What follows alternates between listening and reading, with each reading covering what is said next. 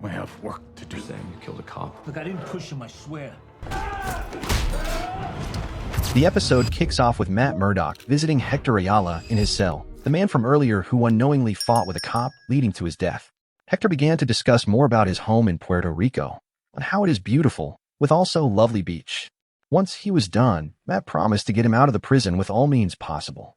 After which, the scene shifted to some goons driving in a secluded area to deliver some illegal goods with a truck, some kind of a business deal between Luca and Victor's men in Red Hook, which ends in bloodshed. Now at Fisk home, we discovered that Vanessa isn't happy that she has been sidelined by Wilson, as now she can no longer be able to use her knowledge in business and art to whitewash black money. However, Wilson assures her that he has a plan in mind, and her patience will bear fruit eventually.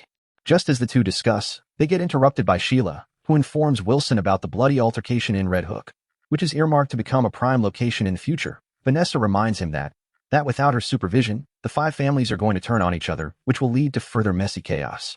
Wilson in return referred to them as rats, insinuating that is exactly what he wants. He is of the belief that he is above all that now, and he will just wait out the gang war and then bring the survivors into the fold. Vanessa informed him that once they are done killing each other, whoever is left standing will come for Fisk Wilson. Although yet again, Fisk made it clear to Vanessa that he isn't of that low lifestyle anymore. However, just then we get some kind of foreshadowing via Wilson's bruised knuckles that his Kingpin activities, which was really unclear. Meanwhile, Officer Powell approached Matt in the men restroom in order to threaten Matt by informing him that he is seriously interfering in a police investigation, but on the other hand, Matt seems not to give a dime. The scene switches to the court hearing, where Officers Powell give his testimony with a lot of false information in order to make sure Hector rot in jail. Hector, who is now very annoyed by this, is soon told by Matt not to react. Don't react, Hector. Officer Powell continues to lie, stating Hector just attacked him out of nowhere, and in a furious way, he pushed his partner into an incoming train which eventually led to his death. Once he was done with his lies, Matt began to question him about knowing a man named Nicky Torres, but as expected, Officers Powell lied about not knowing him. However, Matt continued to pressure him with questions, and it is clear to everyone that Officers Powell is simply lying about the fact that he doesn't know Nicky Torres, the young man, who once worked directly under him. Once Matt was done, he went back to his seat, and just as he did so, he heard one of the officers nearby, informing his colleagues that Nicky Torres cannot testify in court.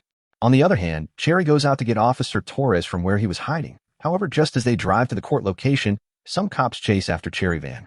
Meanwhile at the court, the judge insists on Matt presenting his witness, who seems to be nowhere. Back to Cherry, the officer who stopped him requested that he opens his van, which he did so, and to his surprise, no one was in it. In a plot twist, Nicky Torres was safely brought to the courtroom to testify. During the hearing, Torres informed everyone that 18 months ago, he got pinched for dealing. He revealed to everyone that he knew it was wrong, but he has a kid to take care of. But tragically, during this, Nicky Torres gets cold feet at the last second and lies about his involvement, obviously because of the hundreds of NYPD officers who are at the trial. Ayala, intervene to save your life. Meanwhile, the scene shifted to a scene with the five arguing about the bloodshed that occurred earlier. Wilson had sent Cashman to meet Luca, Victor, Carlo, and Devlin to tell the members of the five families to tone down their nefarious nocturnal activities. Once he was done with that, Cashman orders Luca to pay Victor $1.8 million as compensation for getting his people killed. Luca tells Cashman that if Fisk wants him to do something, he should tell it to his face instead of sending his errand boy. Back to Matt and his team, Matt confides in Cherry and his law firm partner Kirsten McDuffie on what to do next after the lies Nicky had told the judge earlier today. So during this whole brainstorming on how to free Hector, Matt arrives at the conclusion that they just need to let Hector speak his truth and hope that the jury is open-minded enough to listen to him. Meanwhile, Fisk and Vanessa continue to attend their couples therapy session with Heather. At the courthouse, Hector talks about what really happened on that fateful night as he was returning from a new flat that he was in the process of purchasing so that he and his wife could move out of his sister's place. That is when he saw Nicky getting harassed by Powell and Shanahan. He tried to stop them, so when Powell and Shanahan tried to overpower him, Shanahan tripped and fell onto the tracks and died. Surprisingly enough for everyone, Matt uses this opportunity to reveal to the jury and the rest of the court that Hector is actually the White Tiger, and his actions so far have been nothing but heroic. So now that Matt has violated the agreement between him, Hochberg, and the judge, they reprimand him for basically lying to them. Judge Cooper warns Matt that, even though he thinks he has swayed the jury in favor of Hector, he has actually painted a target on Hector's back that is even bigger than the one he had. Later on, Matt goes to speak to Hector where he tells Matt that he shouldn't have done that, because that wasn't his truth to tell. They both agree to disagree, as Matt tells Hector He wouldn't be putting on the suit anymore now that his identity has been exposed, but Hector informed Matt that the named White Tiger is more than just a mere suit but a calling, and that who he is. And the following day, Matt proceeds to bring in people who have been saved by White Tiger to the stand, which includes police officers. Matt tries to prove that what Hector tried to do on that night at the subway station was an act of heroism, which he performed despite not having his suit and his superpowered amulet, and Shanahan's death was just an unfortunate accident. However, on the other hand, Hochberg rubbishes all of that and tries to convince the jury that a few acts of heroism don't whitewash one act of alleged murder, as good people can do bad things and bad people can also do good things. However, after much back and forth, the jury does rule in favor of Hector, and he gets to walk out of court a free man. In the matter of the people, the jury finds the defendant not guilty. While Fisk watched from the news, so just then he tells Daniel about another meeting with B.B. Urich.